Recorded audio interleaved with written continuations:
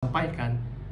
Cuma bagi saya, remaja dan jemaah-jemaah Tuhan di Indah Permai, kalau kamu betul-betul menguasai Injil Yohanes, no problem, kamu tidak takut apa orang cakap. Kamu tidak takut, sebab kebenaran tentang Yesus Kristus Allah kita ada sokongan teologinya. Dalam Injil Yohanes cukup untuk menjawab semua pertanyaan. Saya harap kamu memahami apa yang pastor kongsikan kepada kita. Sebab di Malaysia atau di sekolah pun pasti ada sejak yang macam menguji iman kita, atau merupakan cabaran bagaimana kita mau jawab ini pertanyaan, itu guru kah, kawan-kawan kita di sekolah kah, dan sebagainya. Kamu faham maksud pastor? Saya berhenti sejenak. Bagaimana? Kamu ada soalan? Sila bertanya.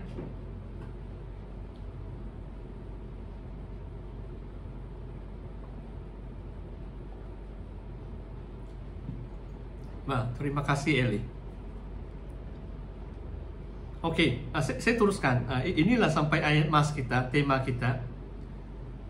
Slide yang seterusnya. Jadi mereka tanya, apakah yang harus kami perbuat supaya kami mengerjakan pekerjaan yang dikehendaki Allah? Mungkin saudara juga bertanya, bagaimana pula saya mau melayani Tuhan ini? Apa yang saya harus buat untuk Tuhan? Apakah pekerjaan untuk Tuhan, kan? Sebab tadi saya katakan bekerja untuk makanan yang kekal dalam melayani Tuhan, melakukan pekerjaan Tuhan. Kadang-kadang orang Kristen pun tertanya-tanya, macam mereka tidak begitu pasti apa bentuk pelayanan atau pekerjaan Tuhan. Jadi inilah jawaban di sini ayat 29. Inilah pekerjaan yang dikehendaki Allah, yaitu hendaklah kamu percaya kepada Dia yang telah diutus Allah. Dan dalam slide pastor saya katakan di sini, saya harap kamu baca buku tafsiran. Saya tidak akan banyak membaca dari buku tafsiran. Pekerjaan kita bagi Allah didahului atau harus didahului dan didasari dengan iman percaya kita kepada Yesus Kristus.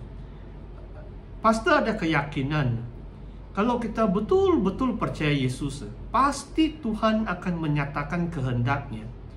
Apa yang Dia mau kita lakukan, tapi berdasarkan iman percaya kepada Tuhan, kan? So, Tuhan kita tidak kelihatan. Saya beri contoh, apakah maksud iman? Maksudnya kalau kita bangun setiap pagi, kenapa kita berdoa? Kenapa kita baca Alkitab? Ini menuntut iman, kan?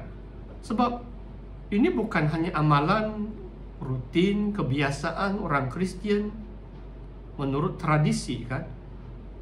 Kita percaya Tuhan ada. Bila kita berdoa, Tuhan dengar doa.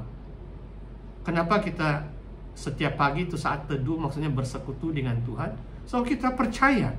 Bila saya baca Alkitab, saya percaya betul-betul Tuhan akan berfirman. Tuhan akan berbicara kepada saya lewat. Kadang-kadang memang terus dalam suara hati. Saya tidak tahu kamu pernah dengar. Mungkin saya mau jelaskan ini. So, pastor mau bersaksi sebab kelas tunas remaja ini tidak kena rekam live streaming. Jadi selamat sikit, saya berani sikit bersaksi. Mungkin dalam pastor diberi karunia penglihatan. Jadi kalau melalui penglihatan, saya tidak tahu kamu tahu apa itu penglihatan, vision. Kisah Rasul mengatakan bila Roh Kudus turun, taruna, remaja, orang muda-mudi mendapat penglihatan, orang tua mendapat mimpi. Jadi sekarang pastor bukan orang muda pun, syukur masih Tuhan beri penglihatan. Tapi waktu saya masih muda, remaja seperti kamu, saya baru mengenal Tuhan, pastor selalu dapat penglihatan. Biasanya melalui penyembahan, bila saya menyembah. Tapi pastor yang mau bersaksi, yang cerita dengan kamu, ada 2 kali saya yakin bahwa Tuhan betul berfirman, berbicara secara langsung dalam suara hati. Ini kamu dengar baik-baik lah. Kali pertama itu di Melangkap, di Kota Belud. Dan saya baru masuk pelayanan. Ini hujung tahun 94. Kalau remaja belum lahir lah ini. Haleluya.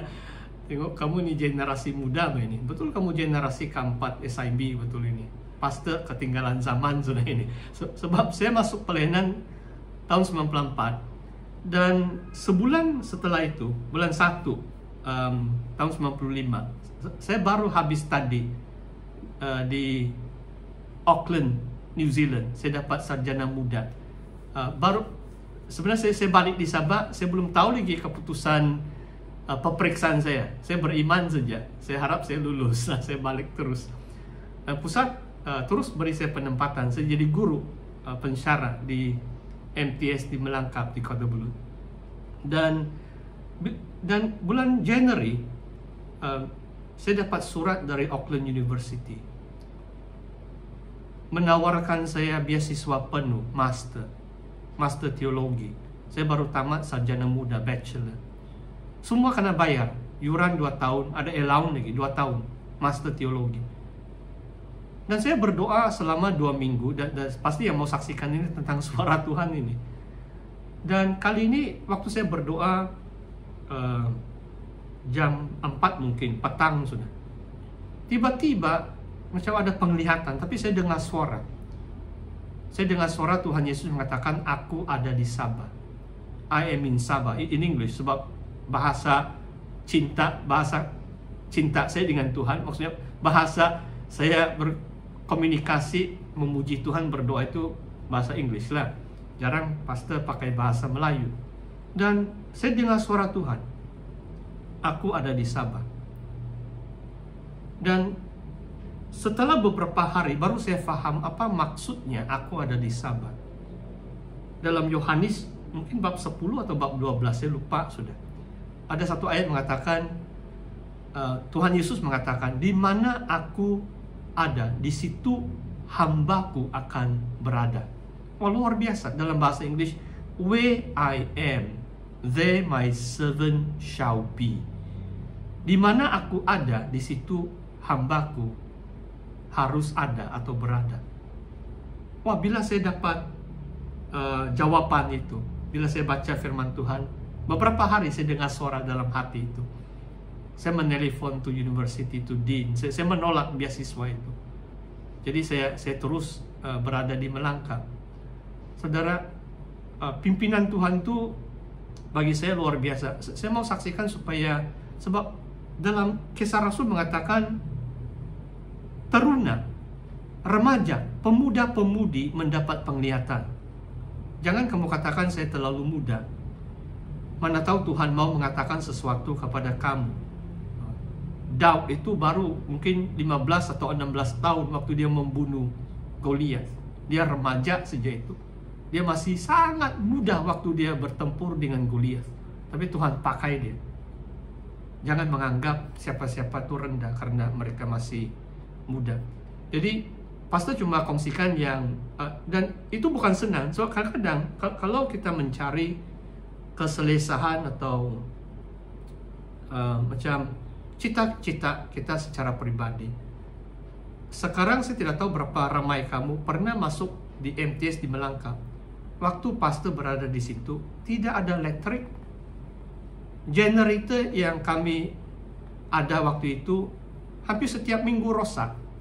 3-4 kali kami guru-guru bawa itu generator turun ke KK untuk memperbaiki. Sekarang musim banjir kan. Pernah 1 kali, betul waktu hujan, tidak dapat kembali. Kami menginap, yang sekarang Bendahari Agung, kamu boleh tanya dengan dia. Reverend Edwin, dulu dia guru bersama dengan pastor lah di sana. Kami menginap di kampung dia, sebab tidak dapat balik. Di jalan tu banjir, putus tu jambatan Melangkap baru. Jadi sungai sudah itu. Jadi, kenapa pastor kongsikan ini? Sebab kadang-kadang mentaati Tuhan, melayani Tuhan itu kadang-kadang keadaan cukup mencabar. Tapi kalau Tuhan ada, ada berkat di situ. Saya ada kepuasan. Saya penuh sukacita. 1 tahun elektrik tiada. Kadang-kadang mandi sungai lagi. Pastor banyak belajar hidup di kampung waktu itu. Itu permulaan pelayanan. Mungkin cukup sudah ini kesaksian ini.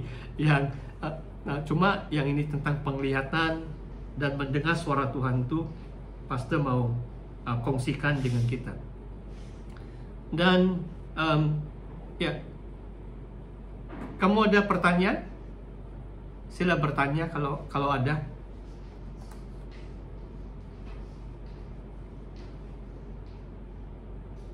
Sila bertanya. Tiada. Jadi yang penting adalah kamu sungguh-sungguh percaya Yesus. Jadi apa yang pastor coba mau katakan kepada kita adalah, kalau kamu betul-betul percaya Tuhan Yesus, Tuhan Yesus akan menyatakan kehendak rencananya. Seperti kesaksian pastor. Kamu tidak akan macam ragu-ragu. Kamu akan melakukan pelayanan pekerjaan Tuhan berdasarkan iman, percaya. Itulah Yesus katakan, dalam bahasa Inggris lebih jelas lagi. This is the work of God, that you believe on Him whom God has sent. Bahwa kamu percaya kepada Dia yang diutus Allah. Inilah pekerjaan Tuhan. Semua bermula atas iman kita kepada Yesus.